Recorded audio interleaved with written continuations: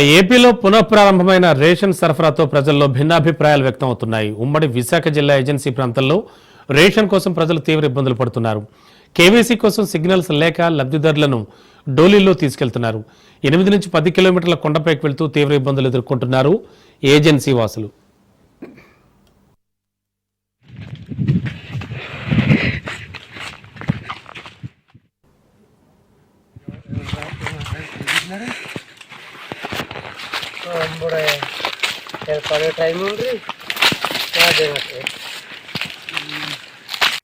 దానికి ఏంటంటే ఇప్పుడు ఈ పేషెంట్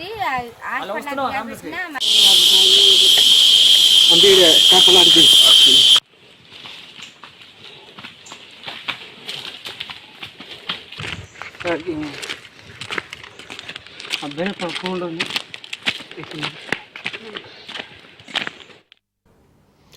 ఇక ఇదే అంశంపై మరింత అదనపు సమాచారం మా విశాఖ కరెస్పాండెంట్ సూర్యప్రకాష్ అందిస్తారు.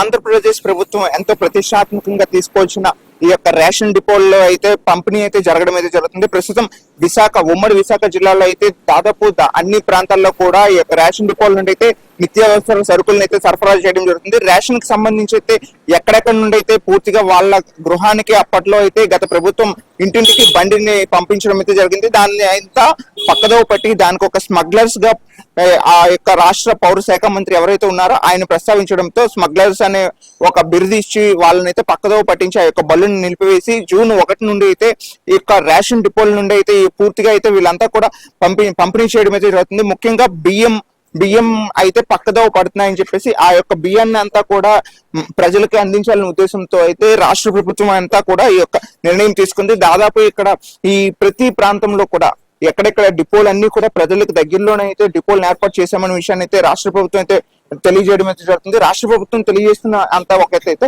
ఉమ్మడి విశాఖ జిల్లాలో ఏజెన్సీ ప్రాంతాల్లో కూడా దాదాపు ఈ యొక్క రైస్ పంపిణీ అనేది నిత్యావసర సరుకుల పంపిణీ అనేది జరుగుతుంది. ముఖ్యంగా ఇక్కడ మనం చూసుకుంటే వీళ్ళు బియ్యంతో పాటు పంచదార, గోధుమలు, జొన్నలు ఇలా రకరకాలు అంటే స్థానికంగా ఎవరు ఏదైతే ఎక్కువగా తీసుకుంటారో దానికి సంబంధించి అన్ని కూడా అందుబాటులో తీసుకొచ్చి నిత్యావసర సరుకులను అందించడం అయితే జరుగుతుంది. దీనికి కూడా ఒక సమయాన్ని కేటాయించుకొని ఉదయం నుండి మధ్యాహ్నం 12 వరకు అలానే సాయంత్రం 4 నుండి 8 గంటల వరకు కూడా ఈ యొక్క రేషన్ పంపిణీ చేయడం అయితే తీసుకోవడం అయితే జరుగుతుంది. కానీ కొన్ని ప్రాంతాల్లో కూడా ఇది పక్కదోవ పట్టడం అయితే జరుగుతుంది అనే విషయాన్ని కూడా ప్రస్తావించడం అయితే జరుగుతుంది. గత 3 రోజుల క్రితం అయితే చూసాము. ఏ రోజు అయితే ప్రారంభించారో ఆ రోజు రాత్రి అయితే బియ్యాన్ని అయితే పీడిఎస్ బియ్యాన్ని అయితే అక్రమంగా పక్కదోవ పట్టించారని అయితే స్థానికంగా అయితే చాలా ఆరోపణలు వచ్చాయి. 4th టౌన్ పోలీస్ స్టేషన్ పరిధిలో కూడా దానికి సంబంధించి కేసు నమోదు చేయడం, వాళ్ళపైన FIR ను కూడా ఫైల్ చేయడం అయితే జరిగింది. ఇదంతా ఒక ఎత్తు అయితే ఇంటింటికి రేషన్ బియ్యాన్ని తీసుకురావడం అయితే అదే ఒక బాగుండేది అని చెప్పేసి అయితే కొంతమంది వాళ్ళ యొక్క అభిప్రాయాన్ని కూడా తెలియజేస్తున్నారు. మరి కొంతమంది అయితే ఈ యొక్క డిపో రావడం వల్ల అయితే ఉదయం నుండి సాయంత్రం వరకు ఈ యొక్క రేషన్ బియ్యం మాకు వస్తున్నాయి, వాటితో పాటు మేము ఈ 15 రోజులు కూడా మేము ఇక అందుబాటులో తీసుకునే అవకాశం ఉంటుంది. 15 రోజులు కూడా మాకు ఈ కేపబిలిటీ అనేది ఉండడం వల్ల మేము ఎప్పుడైనా వచ్చి ఈ యొక్క రేషన్ తీసుకునే అవకాశం కలుగుతుందని కొంతమంది ప్రజలు అయితే తెలియజేస్తున్నారు. ఇదంతా ఒక ఎత్తు అయితే ఏజెన్సీ ప్రాంతాల్లో అయితే దాదాపు ఈ యొక్క రేషన్ బియ్యాన్ని తీసుకోవడానికి అయితే చాలా ఇబ్బందులు అయితే ఎదుర్కొంటున్నారు.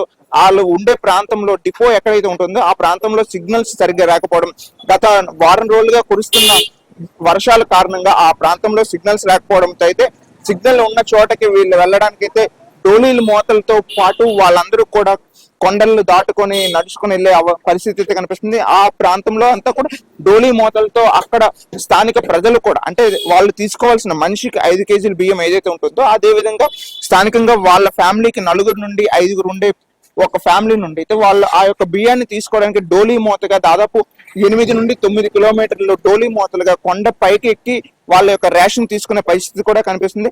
ముఖ్యంగా ఏజెన్సీ ప్రాంతాల్లో ఈ యొక్క సమస్య అయితే ఉంది.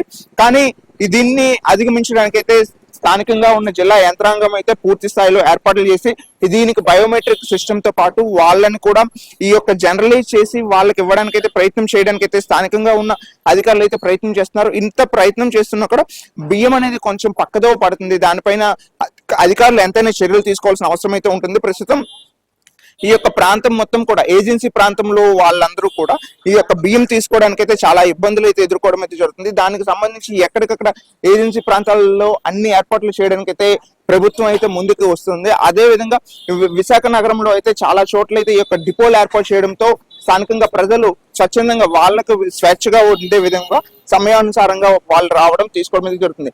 గతంలో ఇంటింటికి బియ్యం పంపిణీ జరిగేటప్పుడు ఎలా ఉండేదంటే ఒక రోజులో వాళ్ళకి నచ్చిన టైంలో మాత్రమే వచ్చి బియ్యం ఇచ్చి వెళ్ళిపోయే వాళ్ళు, మిగతా టైంలో మేము బియ్యం తీసుకోవడానికి ఇబ్బందులు పడే వాళ్ళం అని చెప్పేసి అయితే కొంతమంది ప్రజలైతే వ్యక్తం చేస్తున్నారు. ప్రస్తుతం దీనిపైన భిన్నభిప్రాయాలు ఉన్నా కూడా రేషన్ డిపోల నుండి ఈ యొక్క బియ్యం పంపిణీతో అవకతవకలు లేకుండా ఈ యొక్క బియ్యం పంపిణీ అలానే పీడిఎస్ రైస్ తో పాటు నిత్యావసర సరుకులు పంపిణీ కూడా చేయొచ్చని పౌర సరఫరా మంత్రి ఎవరైతే ఉన్నారో నాదెండ్ల మనోహర్ ఇదే విషయాన్ని తీసుకొచ్చి పోర్టబిలిటీ సిస్టమ్ ను కూడా తీసుకొచ్చి ఒకే చోట కాకుండా ఎక్కడైనా విడుదల చేసుకునే అవకాశాన్ని కూడా కల్పిస్తున్నామని చెప్పేసి చెప్పడం జరుగుతుంది.